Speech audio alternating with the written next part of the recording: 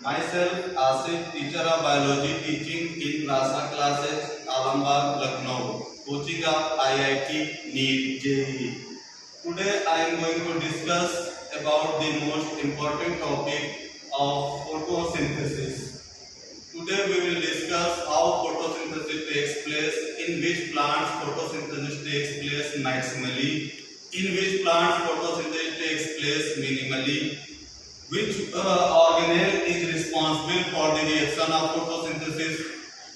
So now first we will discuss about the meaning of the term photosynthesis. Photosynthesis term means, photo means light, synthesis means to manufacture. The term is denoting that something is prepared in the presence of light. हमारा photosynthesis का term ये बता रहा है कि कुछ बन रहा है और वो किसकी मौजूदगी में बन रहा है, लाइट की मौजूदगी में बन रहा है। तो इस वजह से इसका नाम ही पड़ा है फोटोसिंथेसिस। और फोटोसिंथेसिस टर्म सबसे पहले Stephen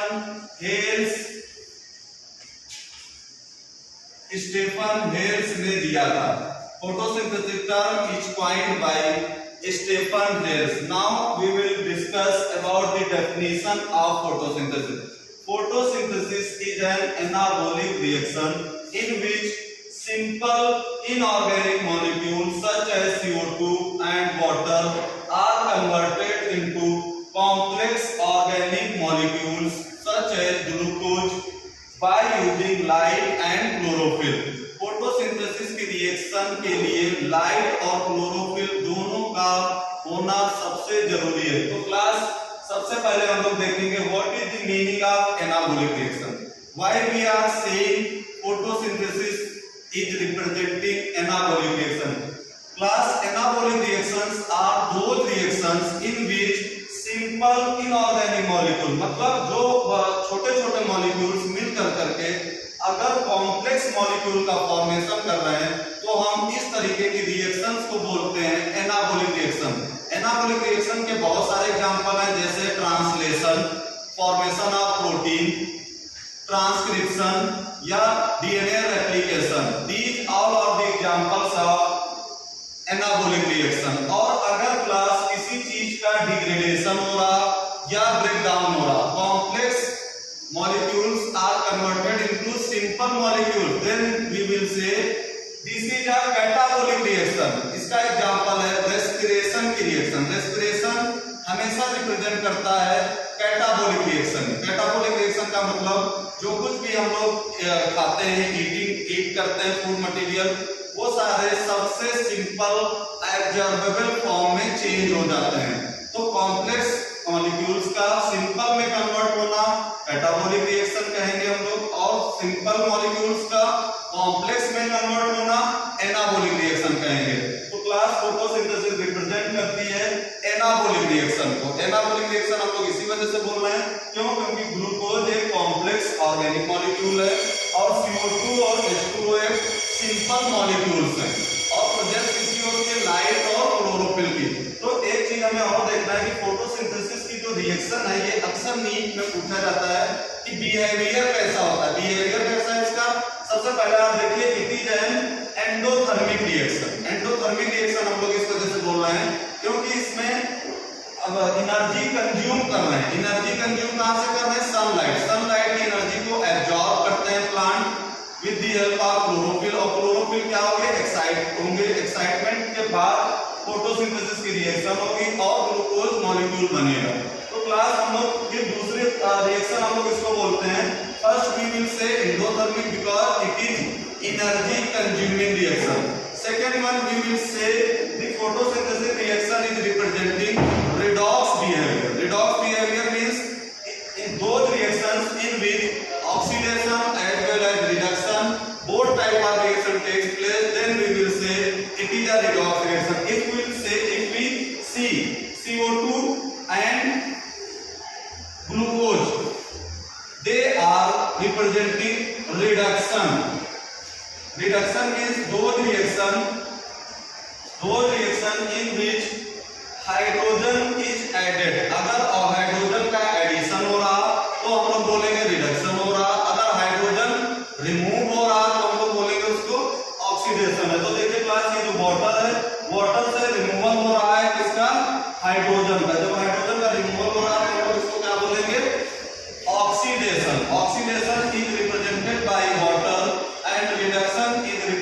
by CO2. Both are oxidation and reduction. Both type of reaction takes place. So we are saying this is a redox reaction. Now we will go on second topic, site of photosynthesis. Now I am going to discuss second topic, site of photosynthesis. Site of photosynthesis का मतलब कौन कौन सी वो जगहें हैं, कौन कौन सी वो प्लेसेस हैं जहां से फोटोसिंथेसिस की रिएक्शन हो सकती है। तो क्लास ध्यान रखिएगा, फोटोसिंथेसिस की रिएक्शन हर उस जगह से हो सकती है जहां पर कि क्लोरोफिल प्रेजेंट होगा, क्योंकि क्लोरोफिल मॉलिक्यूल्स ही फोटोसिंथेसिस की रिएक्शन को करवाते हैं। तो हमारा जो फोटोसिंथेसिस की रिएक्शन की प्राइमरी साइट है तो वो है leaves. Leaves are the primary site for the reaction of photosynthesis. सबसे ज्यादा फोटोसिंथेसिस की रिएक्शन प्लांट्स के लीफी स्ट्रक्चर में होती है। Leaf are green in colour due to presence of chlorophyll A and B. Chlorophyll are the molecules which absorb light and get excited. Chlorophyll के molecules light को absorb करते हैं और excitement की स्टेज में जाएंगे। ठीक है क्लास, तो लीफ सबसे पहला हमारा कौन सा primary structure leaf.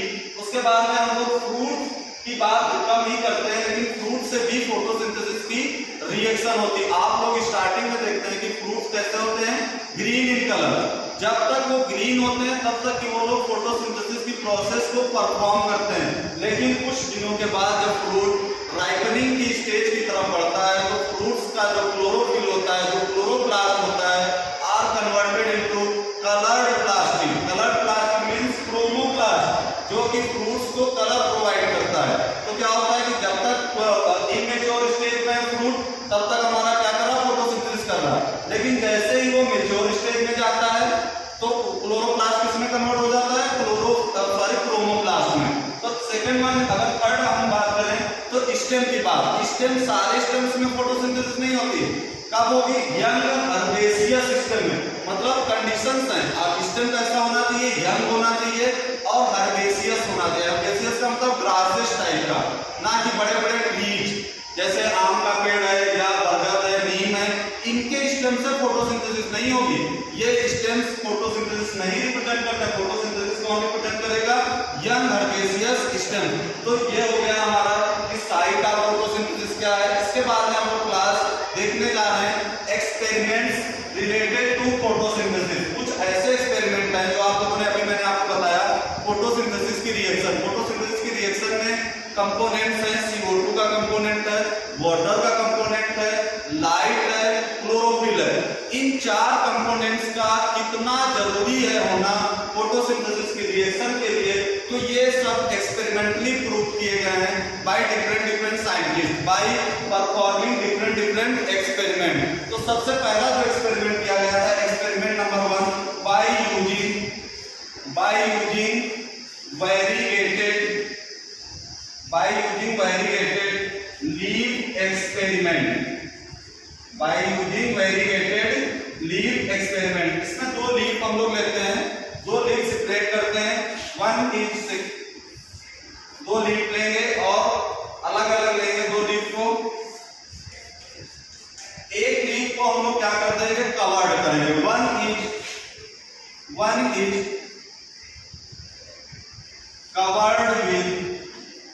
covered with aluminium foil and second one is not covered।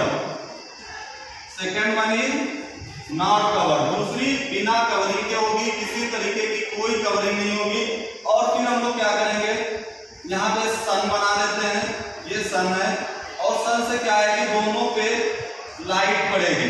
तो क्लास हम लोग देखते दिए हैं कि एक लीफ रिप्रेजेंट करती है पॉजिटिव स्टार्च टेस्ट को, पॉजिटिव स्टार्च टेस्ट, और सेकंड वाली लीफ रिप्रेजेंट करेगी नेगेटिव स्टार्च टेस्ट,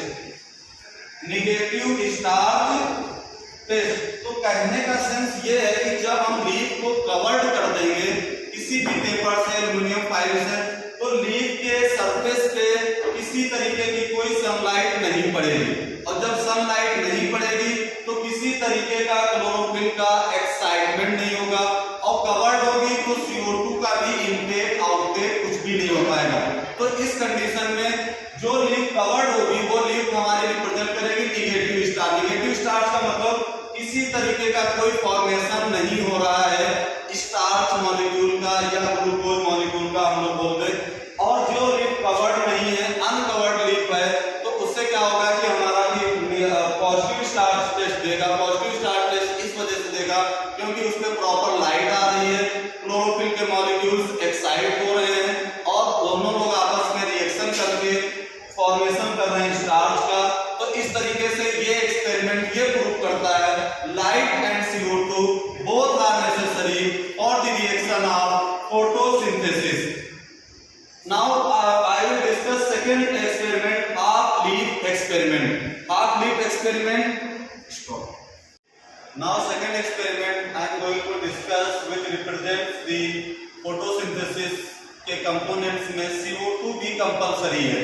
कैसे हम लोग इसको प्रूव करते हैं? सबसे पहले हम लोग करते क्या है, एक पॉट लेते हैं और उस पॉट में प्लांट होता है, उस प्लांट की लीफ को, आधी लीफ को KOH सॉल्यूशन में हम लोग सिंक कर देते हैं। KOH सॉल्यूशन में क्या करेंगे, डुबो देंगे आधी लीफ को, और आधी लीफ को क्या करेंगे, बाहर रखेंगे। तो KOH क्या है, KOH works as a CO2 absorber. CO2 को एब्जॉर्ब कर लेता है KOH। तो इसमें जितनी आधी लीफ डूबी हुई है इसके अंदर जो है पॉट के अंदर, तो इसमें की जो भी CO2 होगी उसको KOH क्या कर लेगा, एब्जॉर्ब कर लेगा। KOH क्या है, पोटेशियम हाइड्रोक्साइड का सॉल्यूशन। तो इसके बाद में हम लोग फिर क्या करते हैं, इस लीफ को बाहर निकालते हैं और बाहर निकाल करके फिर देखते हैं कि ये कहां पे स्टार्च का फॉर्मेशन हो रहा है, कहां पर स्टार्च का फॉर्मेशन नहीं हो रहा है। तो we will experimentally prove that CO2 is also an essential component for the reaction of photosynthesis because those region which was seen in KOH solution doesn't give any type of positive starch test, and which one is outside the KOH solution will give rise positive starch test. This confirms that CO2